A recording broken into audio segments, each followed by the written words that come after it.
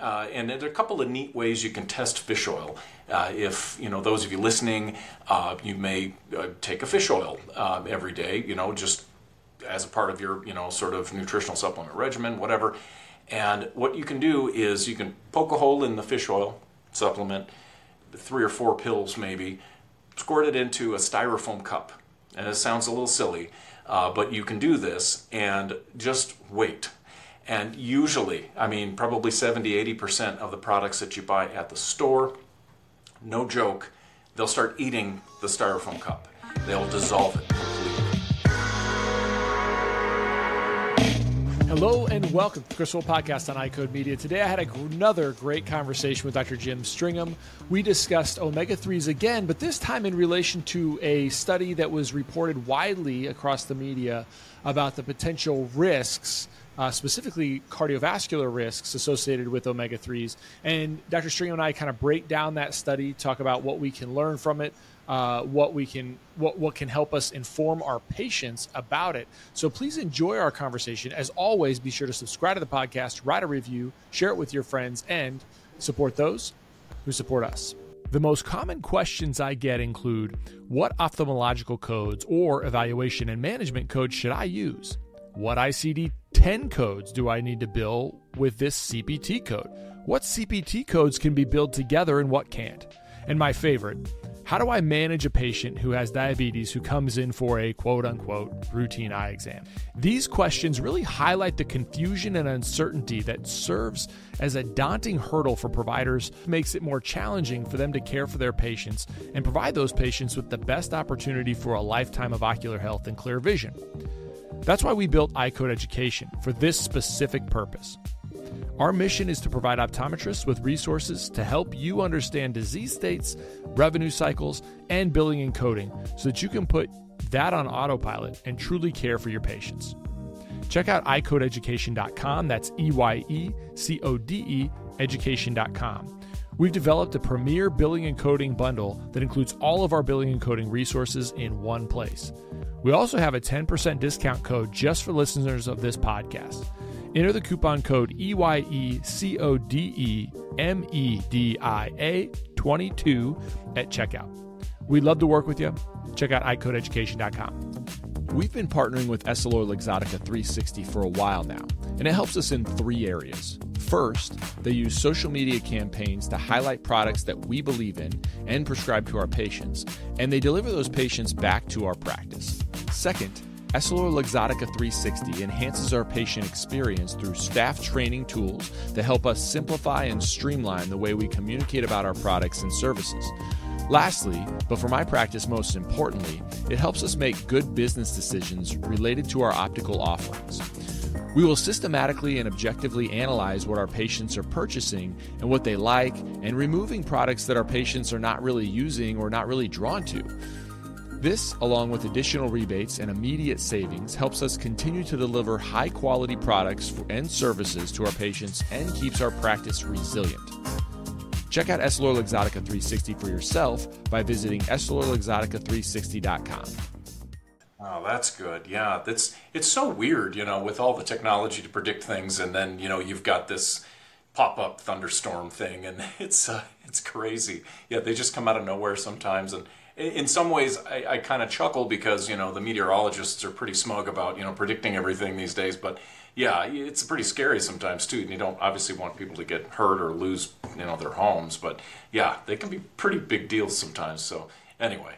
Yeah, I bet there's a bunch of studies. Not to bash on meteorology. Kyle Clutie, who is part of iCode, he's actually a meteorologist by his undergraduate trade. Oh, wow. And he went to optometry school afterwards. But what I've noticed in in aviation meteorology versus consumer meteorology, the consumer meteorology, my sense is they want you to take action. They want you to have some emotional investment in what they're saying, and so that you come back and check more often. And they don't have to be right that often. They have to just be right enough for you to want to come back. Whereas in aviation meteorology, my sense is they want to give you the facts. and as much as you want them to tell you what to do, they will not tell you what to do. So even when you call in like 1-800 weather brief, if you were going to call in like the weather briefing station for aviation, you're like, hey, I want to know about this. This is what I'm seeing on the weather briefing. Tell me to do X, Y, and Z.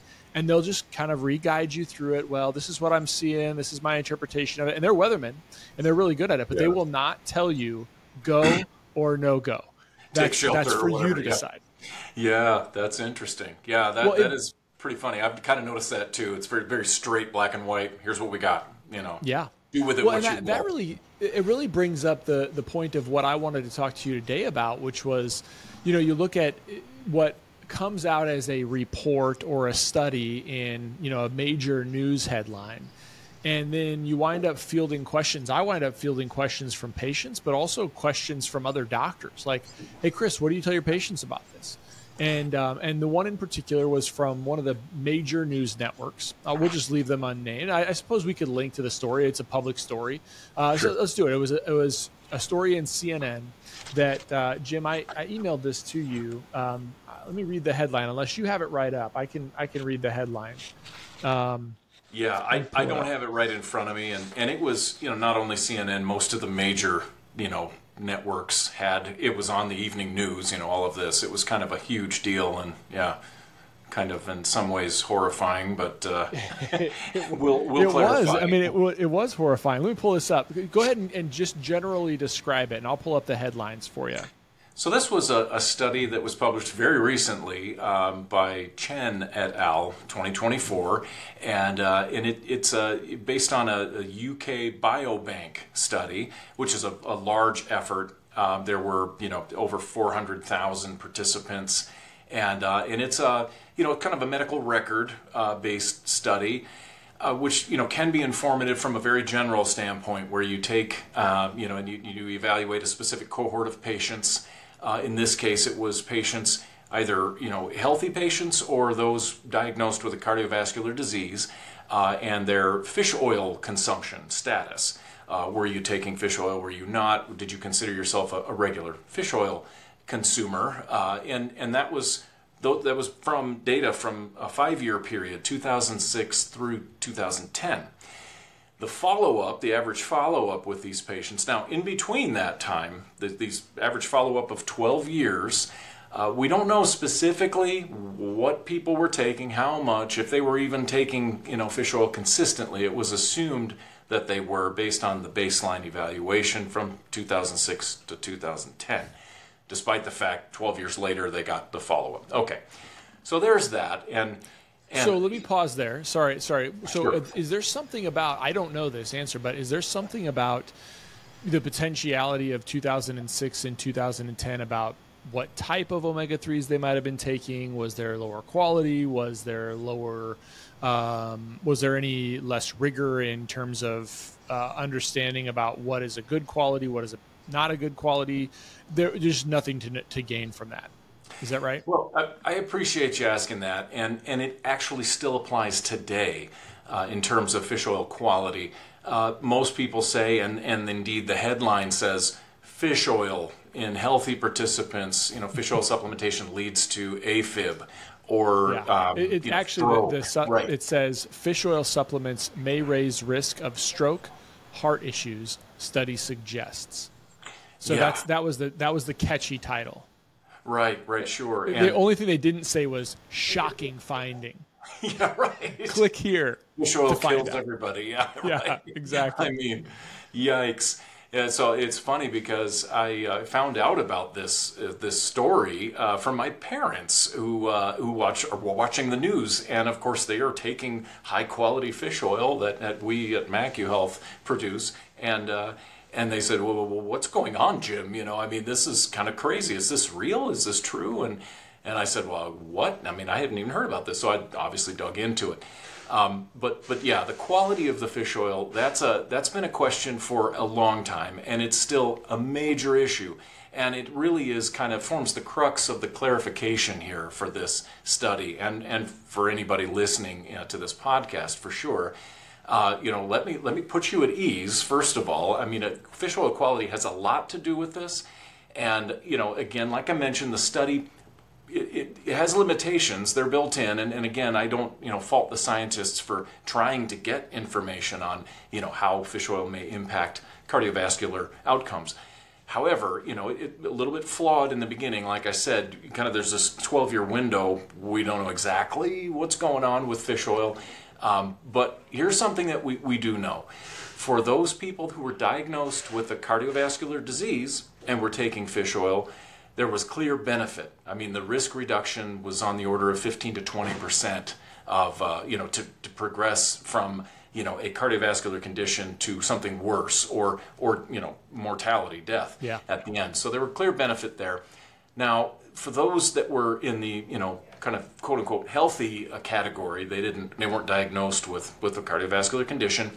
There was this, 12, 13% risk to get to AFib, atrial fibrillation, this rhythmic heart disorder, of course, and a 5% increased risk to have a stroke.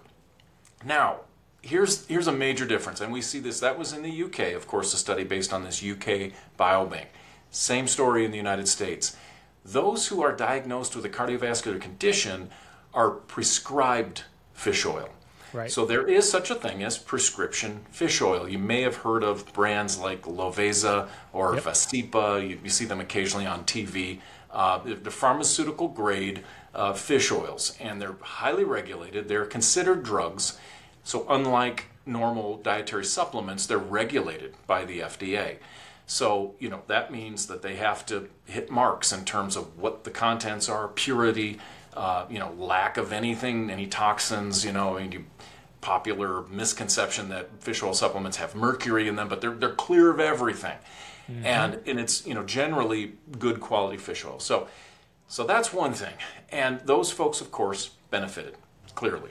And we've known from a huge history of fish oil studies that cardiovascular outcomes benefit from consumption of fatty fish.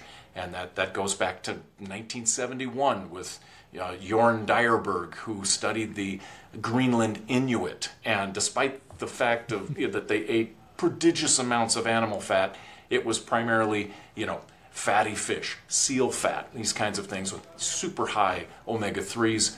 Really no evidence. You talk to the Minister of Health there, he interviewed him and he said, we've never seen cardiovascular disease. Yeah. It's crazy in the whole island, it is. Right? So anyway, okay, getting off track there a little bit. But no, it's exactly to the point. It's exactly to the point that, some of the history. The article misses the entire longevity of evidence. And also the fact that you mentioned that there's fish oils, there's omega-3s that are pharmaceutical grade that have been passed through the FDA and approved to treat cholesterol and other cardiovascular conditions.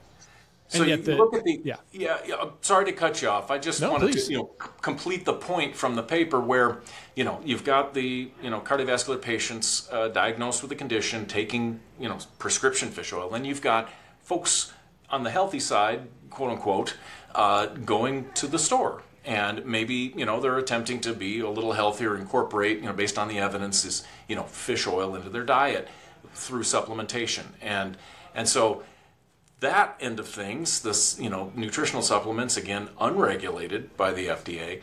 And as it turns out, and I've dug really deep, I've done all the legwork here, they can be horrifyingly bad. They can do more harm than good. And I think that, this paper kind of speaks to that. The quality of the fish oil is random. And so when you see, it's highly variable, I should say. When you see, headlines like fish oil does this, it's, not every fish oil is the same. No one, no two are the same.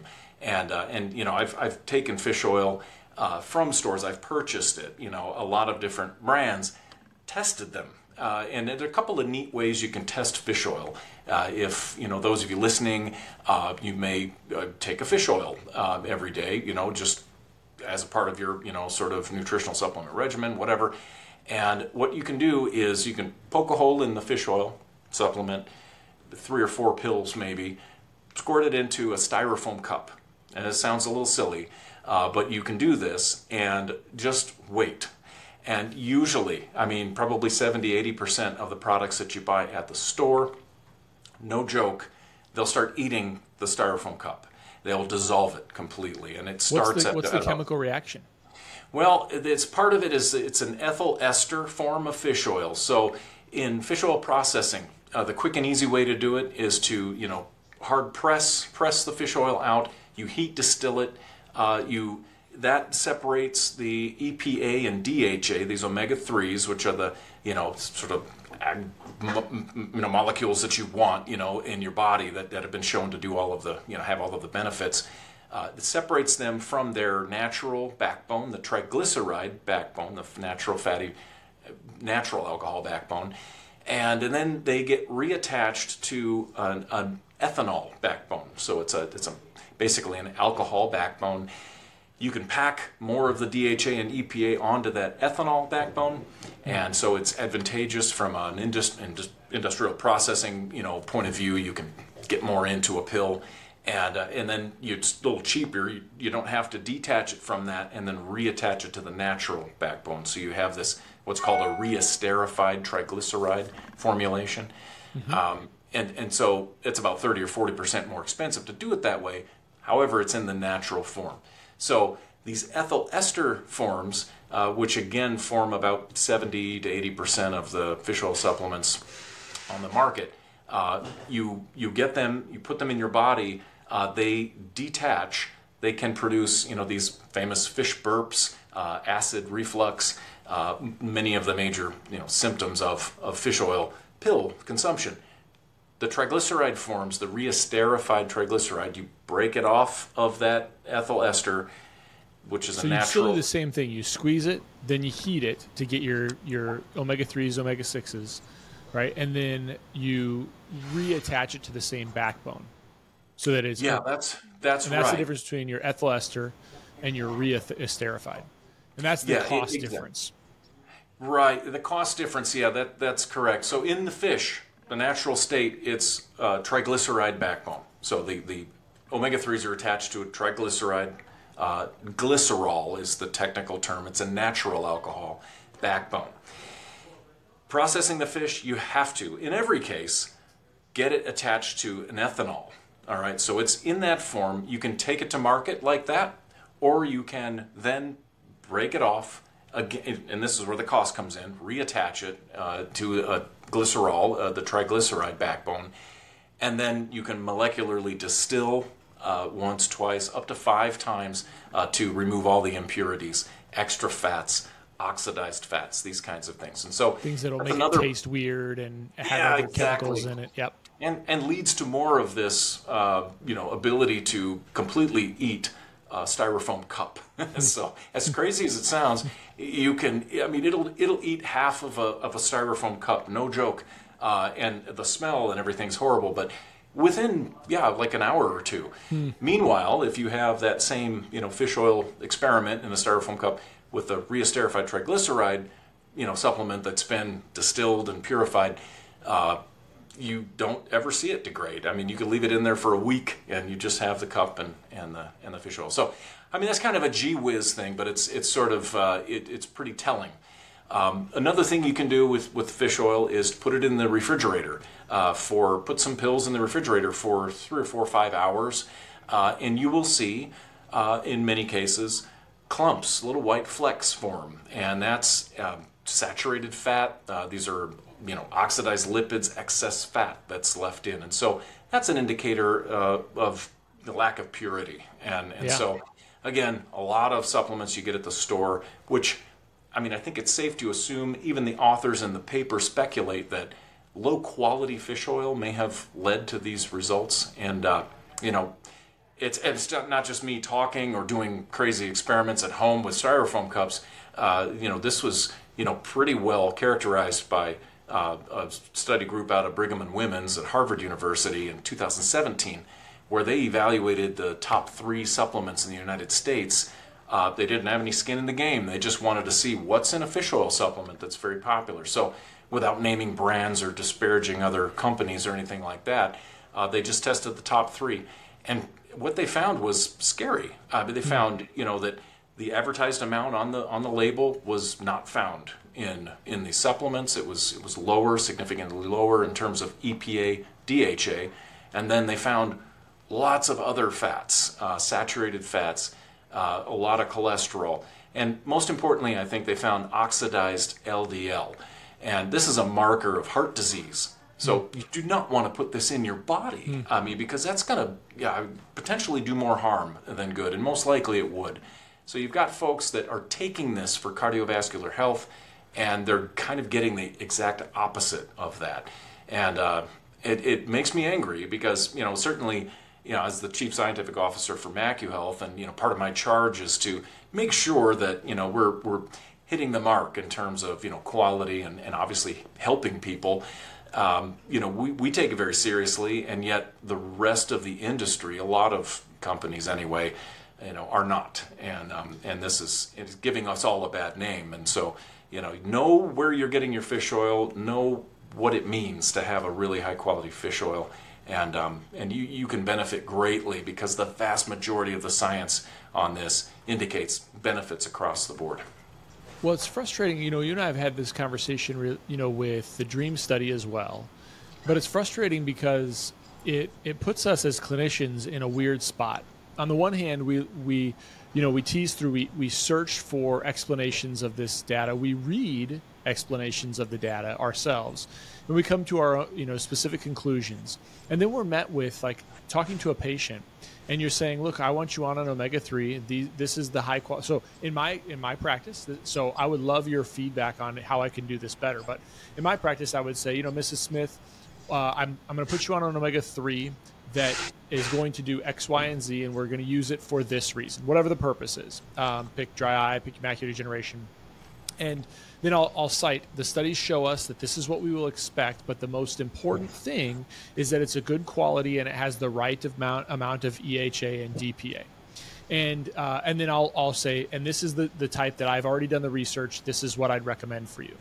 Maybe I should say this is what I prescribe for you, but this is what I'll say I'd recommend for you. And that's where it stops. Yeah. My thought is, okay, so as a clinician, I've already given a relative.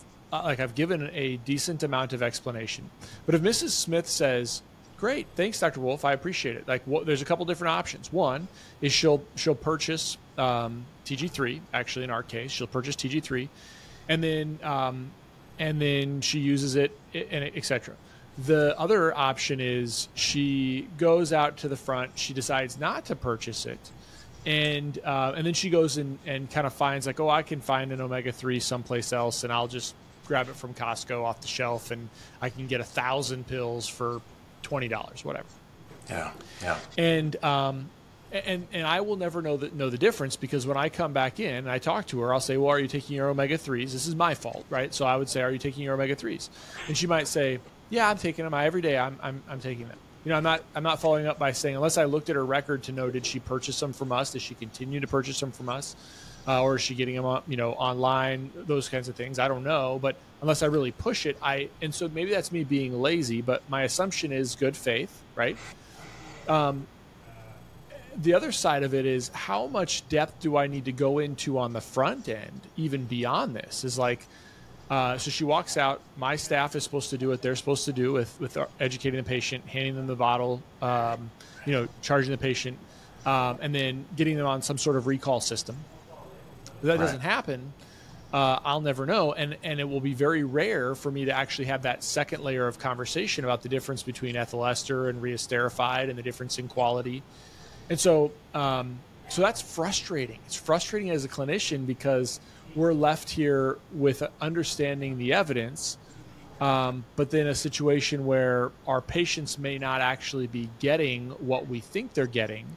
And then they come across studies or reports like this that confuse the issue. What can we do better? CooperVision and the AOA have joined forces in a groundbreaking initiative to transform how optometrists treat children with myopia. The Myopia Collective aims to unite our profession and its allies to challenge the status quo and elevate the standard of care for children with myopia. Everyone is invited to become a member of the collective. By joining, you pledge to act in slowing childhood myopia progression. Membership includes regular updates and information about the collective's efforts, access to educational opportunities and resources, and insights from the ambassador optometrists who advocate for community policy and changes supporting the collective's mission. Click the link in the show notes to join the collective today. My patients with macular degeneration want clear and succinct recommendations from me related to products and solutions that can benefit their long-term ocular health and vision. To do this for my patients, I need to be confident that what I'm recommending will have a benefit to them. And that's why my supplement of choice is MacuHealth. MacuHealth is specifically formulated and clinically proven to rebuild and maximize macular pigment over a lifetime. This results in enhanced visual performance and aids in the treatment and prevention of age-related macular degeneration.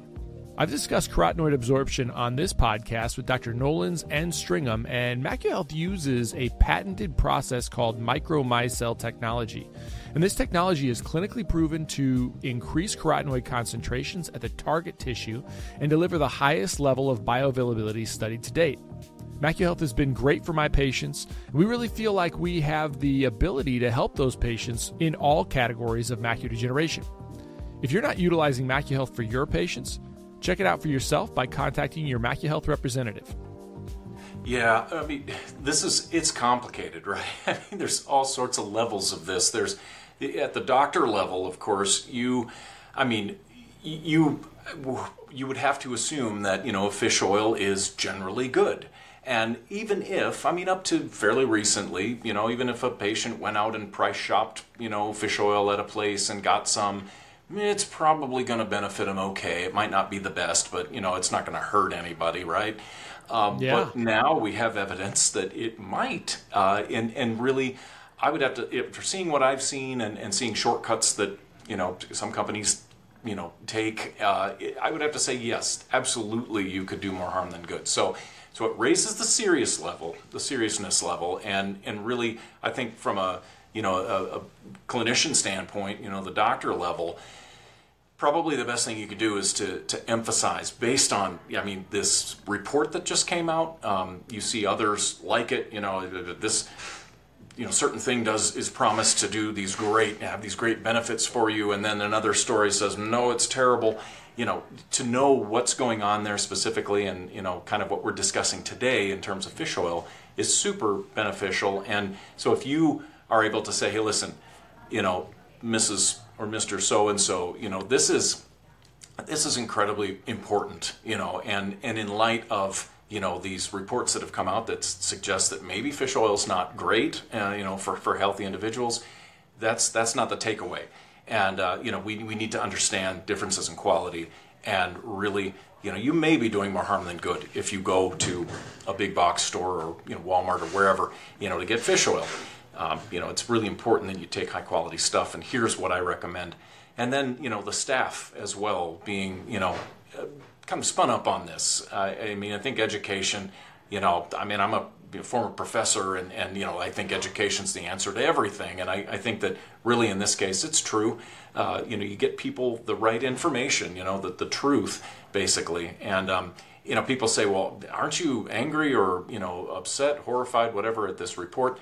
I'd say no. It's actually great, because it really magnifies the issue. And I think that once you provide clarity, it's like, that makes sense. Okay, it makes sense. It's unfortunate that maybe many people get hurt, but hey, it's better to get the information out there so we can stop that at least, or turn it around.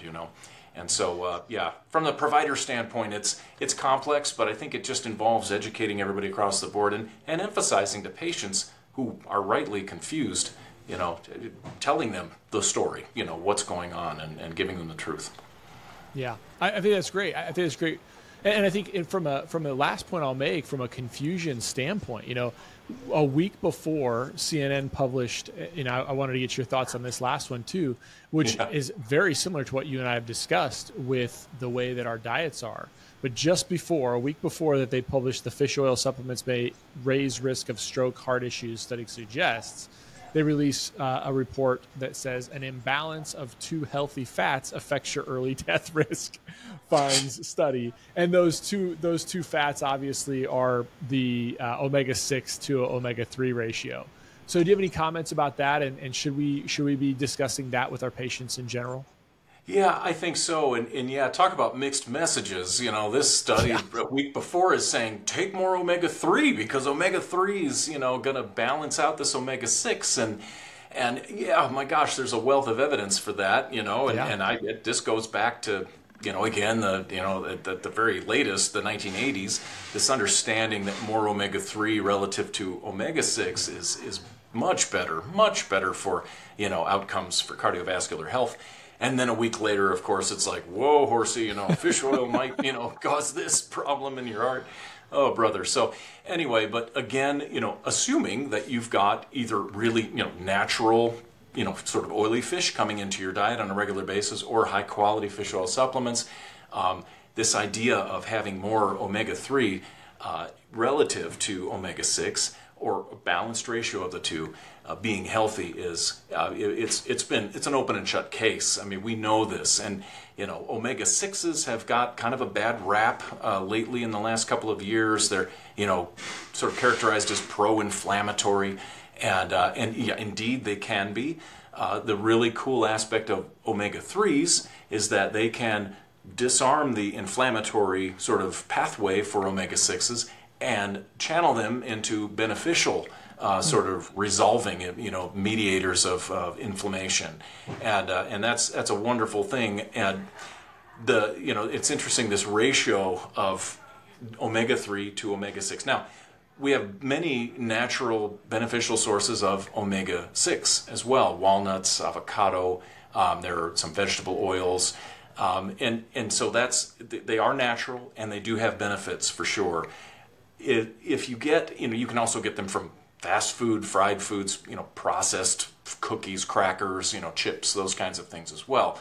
And so as you might imagine, the average American, and in fact, the Western diet has very high levels of omega-6 compared to omega-3s, which we don't get enough of. And so classically, you look back, throughout kind of human evolution, and we see about a 1-to-1 ratio. Omega-3 fats versus omega-6. And that 1-to-1 is carried from like Paleolithic times forward into about the 1800s. Starts to shift a little bit in favor of the omega-6s. You start to see sort of agriculture come along, and it's moving a little bit away from fish, oily fish particularly, that kind of thing. So nowadays it's closer to 20-to-1. Omega-6s to omega-3s. And that's not worldwide. That's primarily, sort of United States, Europe, not necessarily all of Europe, but, a lot of it, Western advanced societies. In Japan, you're looking at more of a 3 or a 4-to-1 ratio. So it's, much closer to that 1-to-1. And then, we've got studies, it's like a slam dunk, nearly a perfect correlation between, in terms of, cardiovascular disease mortality. So death from cardiovascular disease.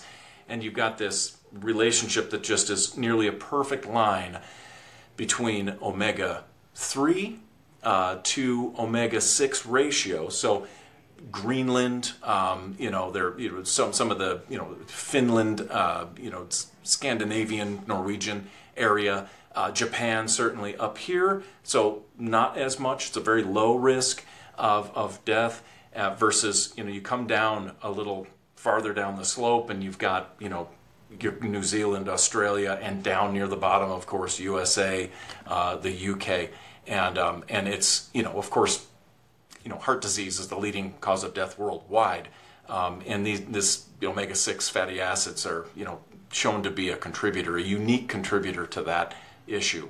So yeah, it's again quality, getting it into your diet, balancing things out. Omega-6s are not evil; they can be good for you, but to disarm this arachidonic, the pro-inflammatory pathway, you need omega-3s. To convert these molecules into doing something good for you, and it's a neat story, and it goes back to really the 1980s and 90s when that was first characterized, and we know a lot about that, and it's frustrating to see different studies come out and say, no, that doesn't work, or this is bad for you, and it's usually some technicality. In this case, with the most recent publication, it's the quality of the fish oil.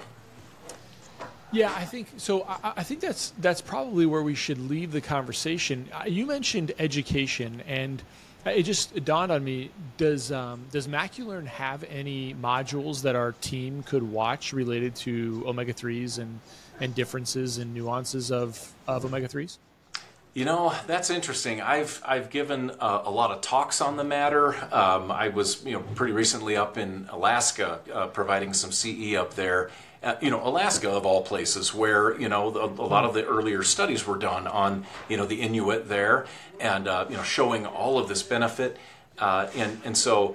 And I've given some webinars on the matter too, but not really anything in terms of staff training, which I think, yeah, you're right. That would be really, sort of timely and important, certainly on this, because, I was an ophthalmic tech while I was, part-time while I was in graduate school in New Hampshire. And yeah, you end up doing a lot of the talking to the patients, taking histories and, discussing. And a lot of times, the docs don't have you're going through your steps, and you know how it is. I know you personally take time with your patients, and that's great, but it's not always the case. And so educating, I think, the staff is super important, and in the fact that they're going to be talking a lot with the patients. And, there might be, where a patient might feel more comfortable asking, maybe a tech, a longer form question than a doctor. It'd be good to arm them with the information for sure. Yeah. Well, Jim, thanks so much for coming on and setting the record straight. I think it's really helpful to kind of think through that, if you actually do read into the study, there is information that can be helpful, as opposed to just being like, that study can't, it's not going to be applicable or it's flawed. It's good to be able to point out the flaws, to be able to gain information from the study. And then I think you've made it really clear with our ability to say, we probably need to take the study seriously because it does show a potential risk for our patients if we don't take the impetus to have a conversation with them about the differences between omega-3s. Absolutely, Chris. Yeah, and I really appreciate this platform to get out and help to clear the air. And to be sure, I don't think this was bad science. I think it's good science in earnest. They were doing their best. It's just that even in science, in sort of research that might not be the best design, or might not be able to control all the variables, you still get information, and so that's kind of how science works. And a lot of times it's weird little findings, mistakes, things that come out that really give us the most information. And so I think that we don't all have a lot of time in our lives to read full research studies. That's kind of what I'm here for. That's what I do. But the headline, it can shock you sometimes, and it can be misleading. And so I think in this case it was because there's a lot more to the story. Yeah, awesome. Jim Stringham, thanks so much for coming on. Appreciate it. Yeah, you bet, Chris. My pleasure.